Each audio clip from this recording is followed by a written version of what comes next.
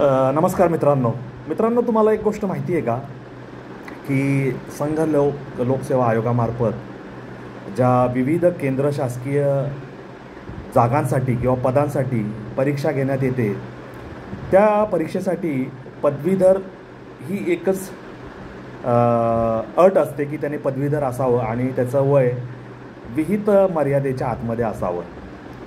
आणि या अनुषंगाने भारतातून लाखो लोक या परीक्षेसाठी बसतात, म्हणजे अर्ज करतात. त्याच्यातले निम्मेच चाळणी परीक्षेला जातात. चाळणी परीक्षेतून जे निम्मे उरतात ते लेखी परीक्षेपर्यंत जातात आणि त्याच्यामधून जे उरतात ते मुलाखतीसाठी जातात. म्हणजे जसं जसं माणूस मुलाखतीच्या दिशेने मार्गस्थ होतो तसं उमेदवारांची संख्या कमी होत जाते. आणि समजा 1000 जागा भरायच्या असेल तर 4000 मुलांना इंटरव्ह्यूसाठी म्हणजे मुलाखतीसाठी कॉल दिलेला असतो. म्हणजे 4 बोलवायचे, त्याच्यातला 1 निवडायचा, पुढचे 4 बोलवायचे, त्याच्यातला 1 निवडायचा. अशा पद्धतीने निवडलेल्या लोकांची गुणवत्ता यादी नुकतीच जाहीर झालेली आहे. आणि त्याच्यामध्ये बिरदेव डोने या मुलाने 591वा क्रमांक मिळून IPS पदाला गवसणी घातलेली आहे. त्याच्याबद्दल आपण एक व्हिडिओही तयार केलेला आहे. आज बिरदेव डोने आणि आजची तरुण पिढी, आपण सगळ्यांच्या अनुषंगाने याच्यावर विचार करणार आहोत की आजकालची जी तरुण पिढी आहे त्या तरुण पिढीला आयत्या सगळ्या गोष्टी उपलब्ध करून देण्यात आलेल्या आहेत. म्हणजे अभ्यास करायचा असेल तर चांगली शाळा आहे, त्या शाळेची महागडी फी भरलेली आहे. शाळेमध्ये सर्व सेवा सुविधा आहेत. म्हणजे खेळाचं मैदान असेल, खेळ साहित्य असेल, संगणकीय प्रयोगशाळा असेल, मोठं ग्रंथालय असेल, उच्च नामांकित शिकलेले सवरलेले शिक्षक असतील, संध्याकाळी घरी आल्यावर चांगल्या शिक्षकांचं खाजगी शिकवणी असेल, बुद्धीला चालना देणारी दुसरी एखादी शिकवणी असेल, इंग्रजी शिकवणारी आणखी एखादी शिकवणी असेल, व्यायामासाठी व्यायामशाळेत जाण्यासाठी किंवा क्लबमध्ये जाण्यासाठी, पोहणं शिकवण्यासाठी, जिमसाठी वेगवेगळे सगळ्या सेवा सुविधा आईवडिलांनी उपलब्ध करून दिलेल्या आहेत. आणि आपलं खाणंपिणं चांगलं आहे, आहार चांगला आहे, नाश्ता, जेवण, दुपारचं जेवण, रात्रीचं जेवण, दूध दुभतं, चिकन, अंडी, प्रोटीन, कार्बोहायड्रेट सगळं आपले आईवडील पाहत आहेत. आणि तरीही आपली मुलं कशीबशी ग्रॅज्युएट होत आहेत. त्याच्याही पुढची क्रीमची मुलं असतील ते संगणकीय चांगलं शिक्षण घेत आहेत. ते MS साठी अमेरिका, उच्च शिक्षणासाठी जर्मनी, फ्रान्स, रशिया, लंडन इथे जात आहेत आणि मोठमोठ्या पदव्या धारण करून NRI होत आहेत. तिकडचा व्हिसा घेत आहेत आणि ह्या देशातून निघून जात आहेत. ही पिढी एकीकडे. आणि दुसरी पिढी आईबापाने कमवलेल्या जीवावर इथं तंबाखू भरून, गुटखा भरून, नाक्यावर उभं राहून आज काय करायचं, पत्तेकुडे खेळायचे, संध्याकाळी कोणाच्या घरी सागर संगीत कार्यक्रम करायचा, मद्य प्यायचं, चिकन मटन मासे अंडी खायचं, फिरायला कुठं जायचं, कुठल्या ढाब्यावर जायचं, कोकणात जायचं, कुठल्या रिसॉर्टवर जायचं, किती मजा करायची, नृत्य कुठं करायचं, कुणाचा वाढदिवस आहे, कुणाची पार्टी आहे, फटफटी बुलेटचं सायलेन्सर काढून गोळीबारासारखे आवाज काढत रस्त्यावरून कसं जायचं, पोरी कशा पाठवायच्या, ह्याच्यात दुसरी पिढी मशगूल झालेली आहे. म्हणजे ह्या दोन्ही पिढ्यांना कुठल्याही कष्टाची सवय नाही, अंग मेहनतीची सवय नाही. ते कामाला हलकं मानतात. त्यांना सांगितलं की असं काम कर, म्हणजे मुलींना सांगितलं की घरातलं पिण्याचं पाणी भर, माठ भर, बाटल्या फ्रीजमध्ये भरून ठेव, चहा कर, तर त्यांना त्याच्यामध्ये रस वाटत नाही. पण घरातल्या कुत्र्याला फिरून आणायचं असेल तर त्या आवडीने जातात.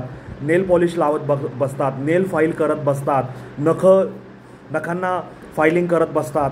मेकअपमध्ये ते आईवडिलांचे हजारो रुपये वाया घालवतात. केस असतील, चेहरा असेल, आयब्रोज असतील, मॅनिक्युअर पेडिक्युअर असेल, म्हणजे ह्या सगळ्यामध्ये एक पिढी बर्बाद झालेली आहे. चांगले ड्रेस, चांगला पेहराव, चांगल्या साड्या, ह्याच्यामध्ये त्यांचे हजारो रुपये वाया जात आहेत. परंतु या पलीकडे चांगली नोकरी, चांगला व्यवसाय, 2 पैसे कमवणं, आपल्या पायावर उभं राहणं, समाजाला मदत करणं, कुटुंबाला मदत करणं, गोरगरिबांना मदत करणं, हे मराठी पिढीतल्या तरुणींना जमू शकलेलं नाही. ते त्यांची टिचभर नोकरी आणि विधभर पोट ह्याच्यातच गुंग झालेले आहेत. आणि या पार्श्वभूमीवर मेंढरं चरायला घेऊन जाणारा आपल्या आईवडिलांची काळजी घेणारा, जिल्हा परिषदेच्या शाळेत शिकून मोठा झालेला, पुण्याच्या COP टेक्नॉलॉजिकल युनिव्हर्सिटीमधून ग्रॅज्युएट झालेला एक तरुण आपल्या परिस्थितीलाच आपल्या लढाईची ढाल बनवून ह्या कष्टप्रद जीवनामध्ये कष्टप्रद वाटेवर काटे टोचत असताना हसतमुखाने त्या परिस्थितीला सामोरा जातो. जितके शक्य आहे तितके क्लासेस लावतो, दिल्लीमध्ये मित्रांकडे राहतो, जेवढी पुस्तकं उपलब्ध आहे त्याच्यावर अभ्यास करतो. पहिल्या दुसऱ्या प्रयत्नात अपयश आलं म्हणून हार मानत नाही, तर उत्साहाने निर्धाराने तो येणाऱ्या परिस्थितीला सामोरा जातो आणि UPSCचा अभेद्य गड आपल्या कर्माने, आपल्या कष्टाने, आपल्या जिद्दीने जिंकतो. तो घरातलं काम, आपलं पिढीजात वाडवडिलांचं काम करायला मागे पुढे पाहत नाही, त्याला कुठलाही कमीपणा वाटत नाही.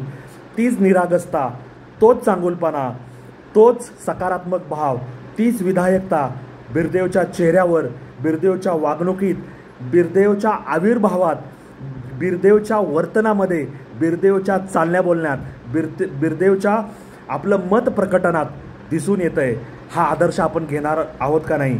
बिरदेव आणि आजची तरुण पिढी, बिरदेव, तुम्ही, आपण सर्वजण, हा मुद्दा मी याच्यासाठी घेतला आहे. अशाच पद्धतीने जागडे नावाचा एक तरुण, त्याचं नाव संतोष आहे का काय मला आत्ता आठवत नाही, परंतु पुण्याजवळचा, भोरजवळचा जागडे नावाचा आडनाव त्याचं जागडे, या तरुणाने सुद्धा शेतकरी कुटुंबातला आहे. सकाळी 5:30-5ला चालू होणारा दिवस रात्री 1:30 वाजेपर्यंत त्याने आपलं वेळापत्रक आखून घेतलं होतं.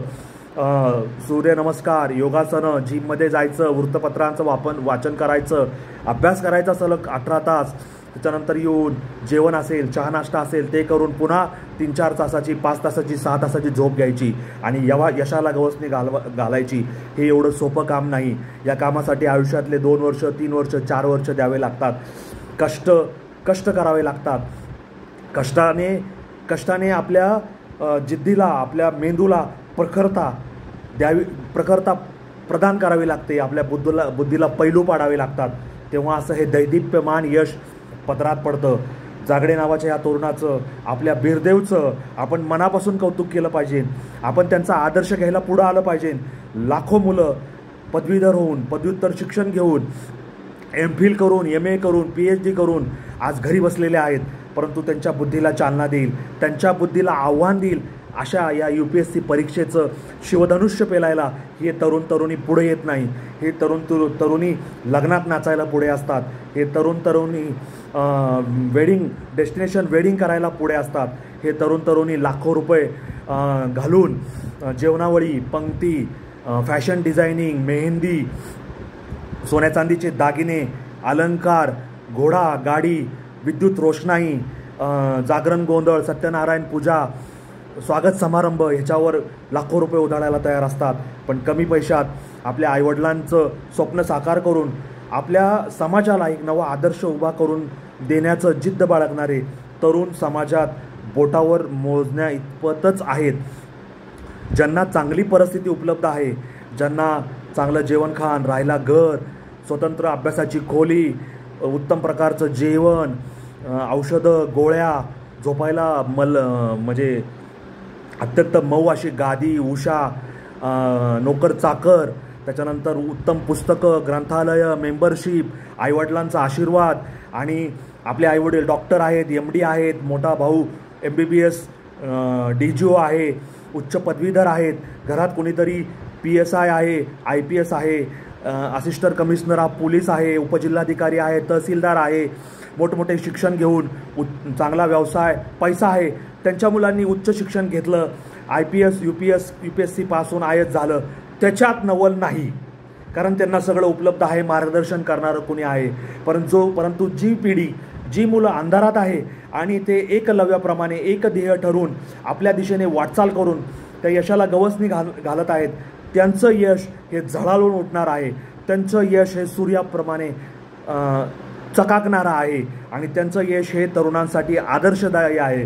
जी मुलं मुली रडत बसतात, आम्हाला पुस्तकच नाही, आमच्या आईवडिलांनी आमच्यासाठी काय केलं, आम्हाला उत्पन्नाचं साधनच नाही, आम्ही गरीबच आहोत, आम्ही हे आणायचं कुठून, आम्ही ते आणायचं कुठून, आम्हाला पदवीला एवढेच मार्क पडलेले आहेत, आम्हाला तो अभ्यास जमतच नाही, आम्हाला ते अवघडच वाटतं आणि आमची ती लायकीच नाही आणि आम्ही आता कसे दोन पैसे कमवणार, आम्ही कसं करू शकतो. इतका नकारात्मकतेचा पाढा वाचणाऱ्या मुलांनी बिरदेवचं यश, त्याच्याचप्रमाणे जागडेचं यश हे डोळ्यात तेल घालून, डोळे उघडे करून वाचलं पाहिजे, समजून घेतलं पाहिजे. आता फक्त बिरदेवचं बिरदेव डोनेचं, जागडेचं यांचं नाव वृत्तपत्रात येतं आहे, मालिकांमध्ये येतं आहे, बातम्यांमध्ये येतं आहे म्हणून तुम्ही टाळ्या वाजवणार, कौतुक करणार, कॉंग्रॅच्युलेशन करणार आणि विसरून जाणार. असं करू नका. आदर्श कुणाचा घ्यायचं हे ठरवा.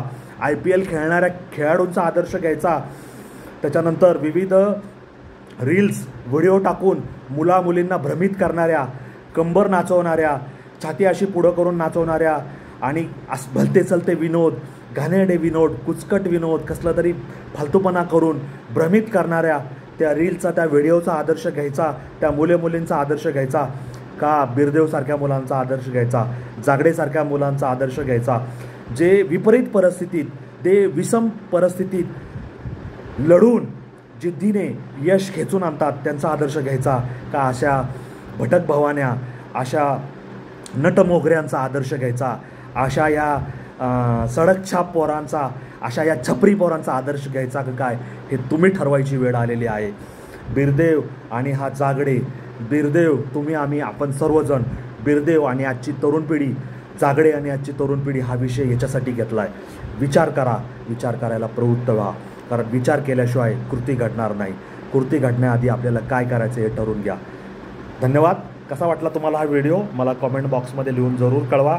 इंस्टाग्राम असेल, फेसबुकवरील व्हिडिओ असेल, आपल्या या व्हिडिओला शेअर, लाईक आणि सबस्क्राईब करायला विसरू नका. धन्यवाद.